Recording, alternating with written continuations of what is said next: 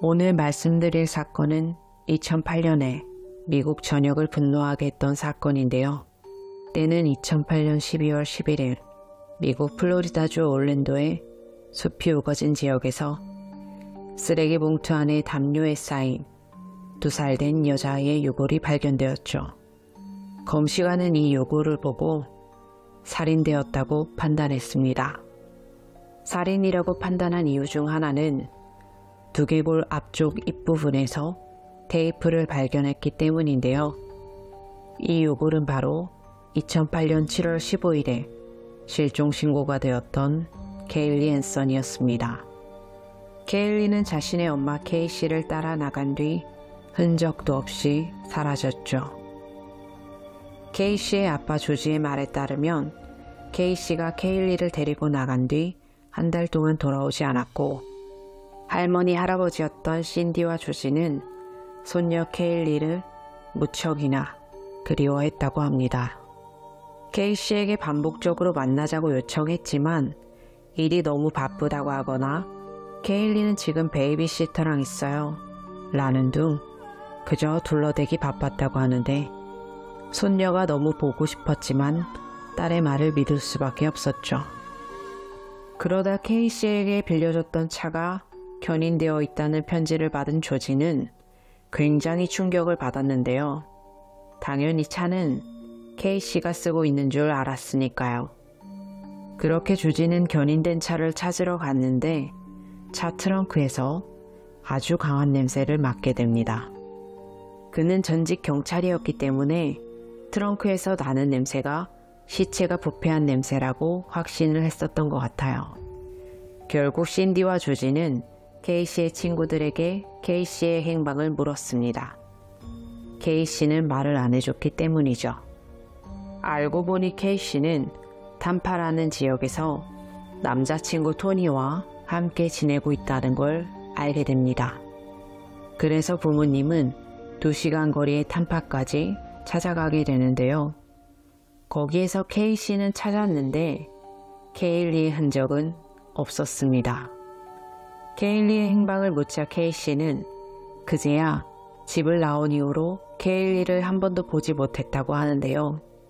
그래서 케이씨의 엄마이자 외할머니였던 신디는 2008년 7월 15일 911에 케일리의 실종 신고를 하게 됩니다.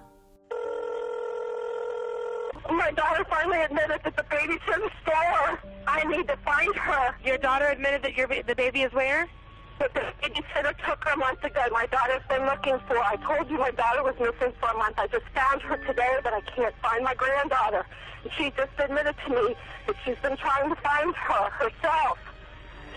There's something wrong. I found my daughter's car today, and it smells like there's been a dead body in the damn car. Okay, what is the 3-year-old's name? Kaylee. Caylee. Anthony. Kaylee Anthony? Yes. How long has she been missing for? I have not seen her since the 7th of June. Is your daughter there? Yes. Can I speak with her? She's downstairs. They want to talk to you. Answer the question. Hello? Hello? Yes. Can you tell me what's going on a little bit?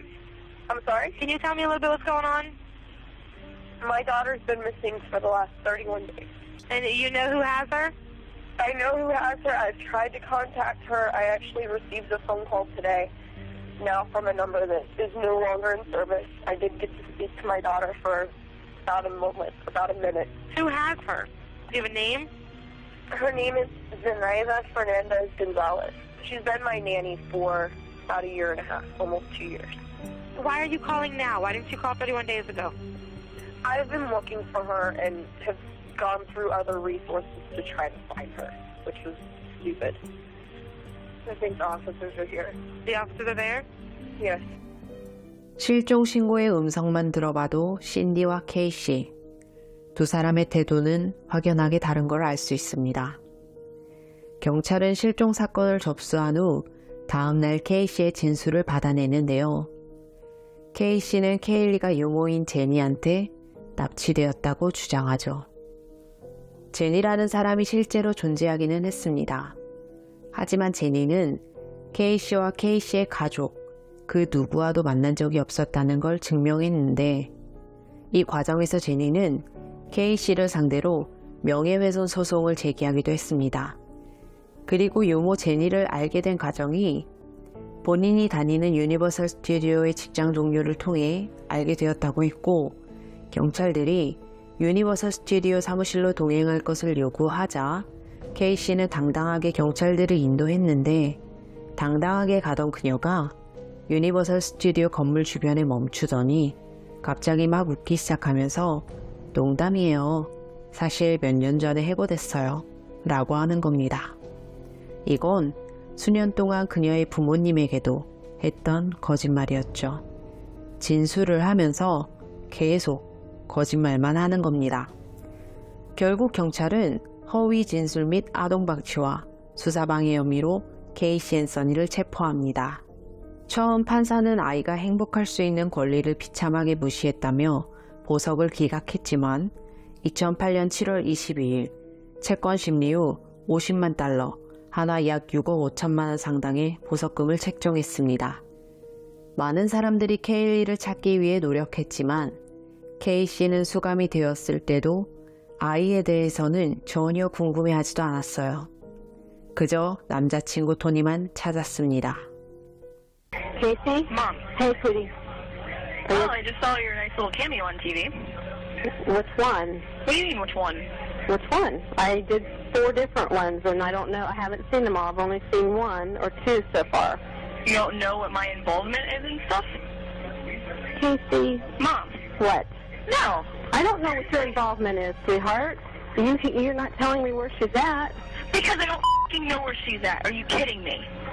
Casey, don't waste your call to No. scream and holler at me. Waste my call sitting in the jail?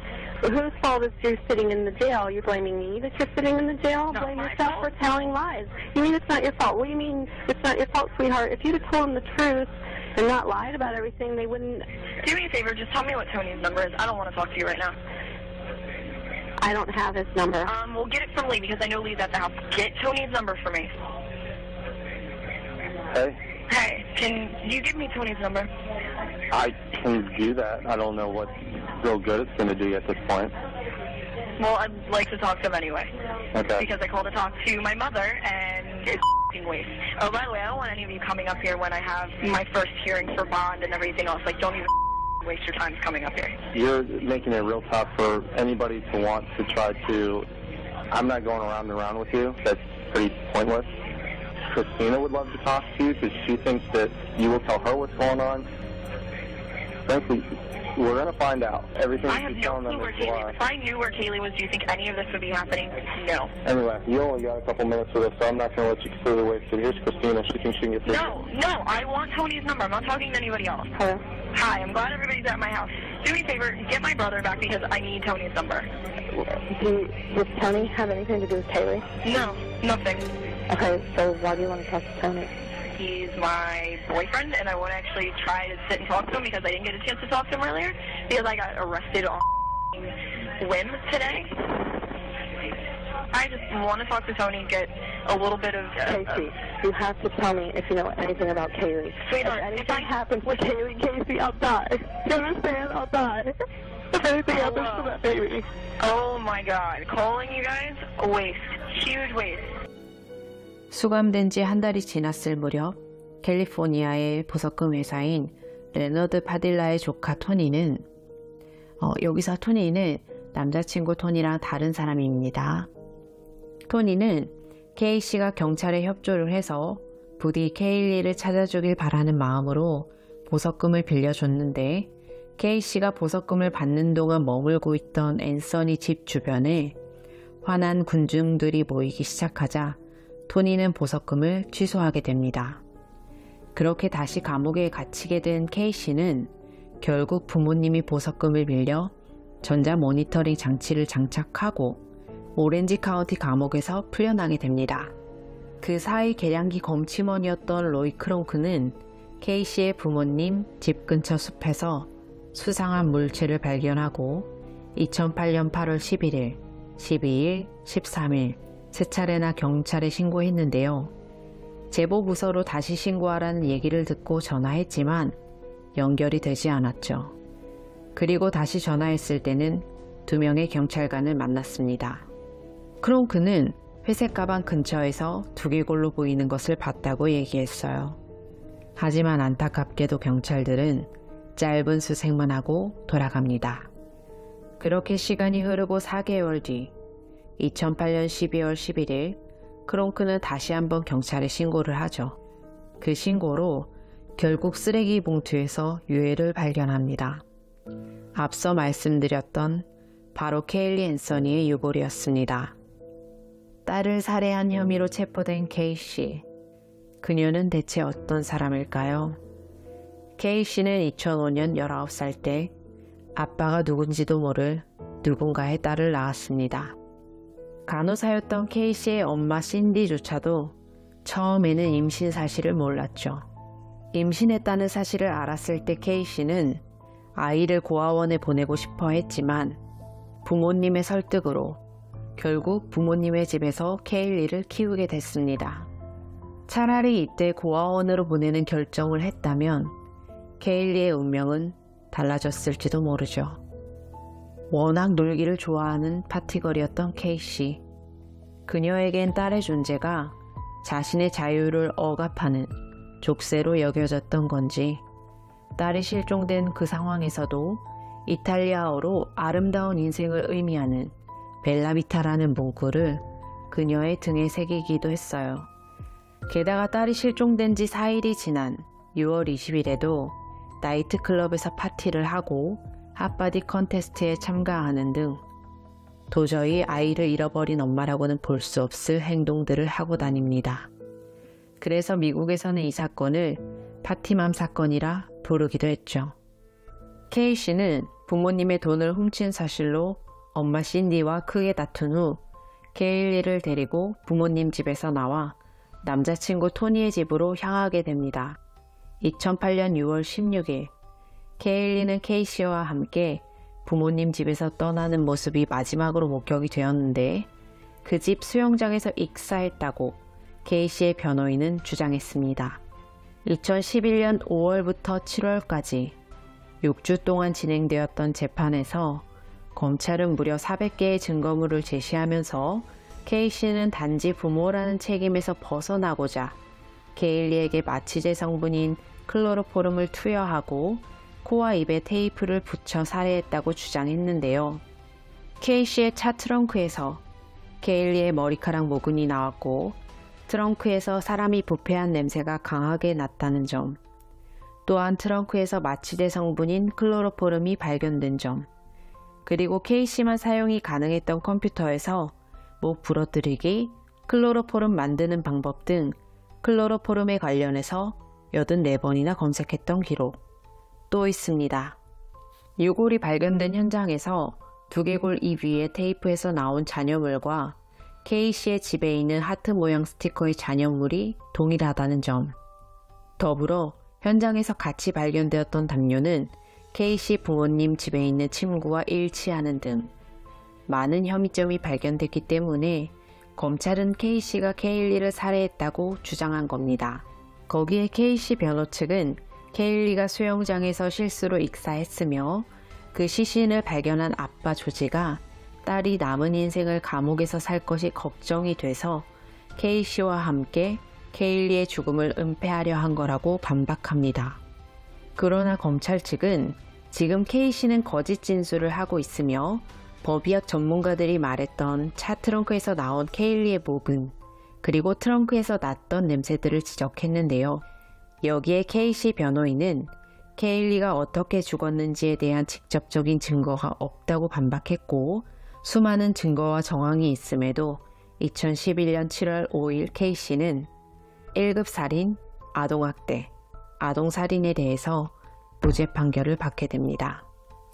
이 외에 허위 정보를 제공한 4건의 경범죄, 유니버설 스튜디오에서 일을 한다고 거짓말했던 점, 케일리가 유모랑 함께 있었다 거짓말을 해서 존재하지도 않는 유모를 추적하게 만든 점, 유니버설 스튜디오에 케일리의 실종을 보고했다고 거짓말한 점, 실종 신고가 되었던 2008년 7월 15일에 케일리와 통화를 했다고 거짓말을 했고 그 진위를 밝히는 데에 필요 없는 인력 낭비를 시킨 점에 대해서는 유죄 판결을 받게 되지만 K씨가 받은 처벌은 고작 징역 1년과 벌금 $1,000에 불과했죠.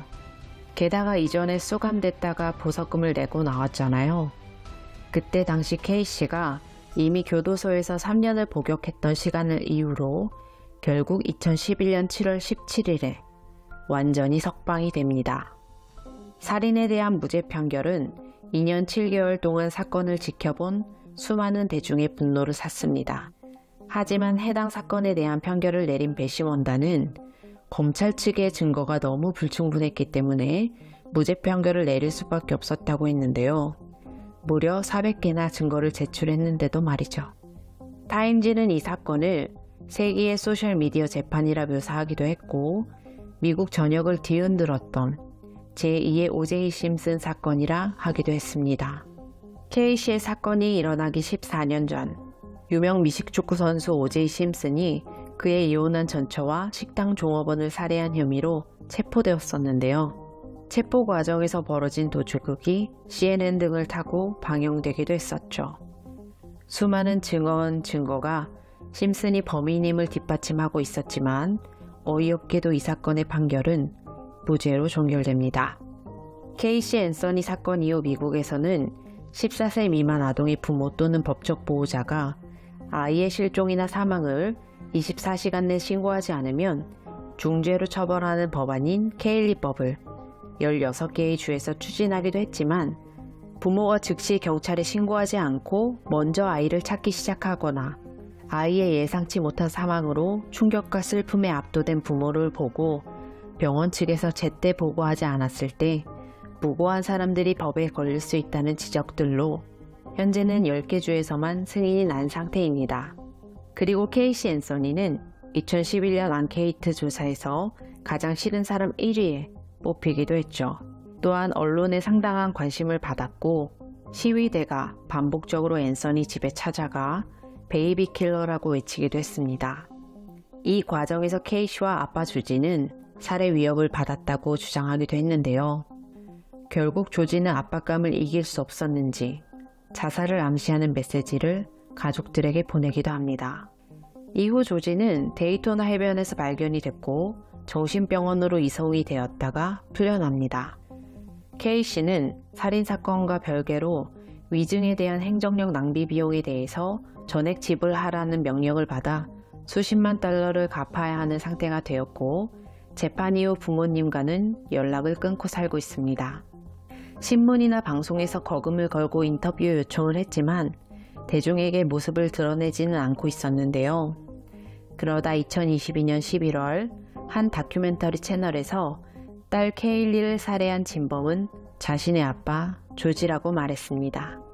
어렸을 때부터 아빠한테 반복적으로 성폭력을 당했다면서 소아성애자인 자신의 아빠가 케일리도 학대를 했었다고 말을 했는데요. 난 아빠가 한 짓을 알고 있어요 라고 하며 전직 경찰이었던 아빠 조지 앤서니에 대한 학대 경험 때문에 어렸을 때부터 거짓말을 자주 할 수밖에 없었다고 합니다. 이에 대해 조지는 자신은 딸을 학대하거나 손녀의 죽음에 대한 책임이 없다고 강력하게 부인했죠. 과연 케일리를 살해한 범인은 누구일까요? 여러분은 어떻게 생각하시나요? 피해자는 있지만 가해자는 없는 이 사건. 넘치는 사랑을 받아야 마땅했던 이 예쁜 아이는 대체 무슨 죄가 있을까요? 결국 이 사건은 재판의 결과는 나왔지만 케일리를 살해한 범인은 잡지 못한 채 미제로 남게 됩니다. 너무나도 고통스러웠을 케일리가 편안하게 잠들었길 바라며 지금까지 고요한 밤이었습니다. 오늘 여러분의 낮과 밤은 고요한 날이었길 바랍니다.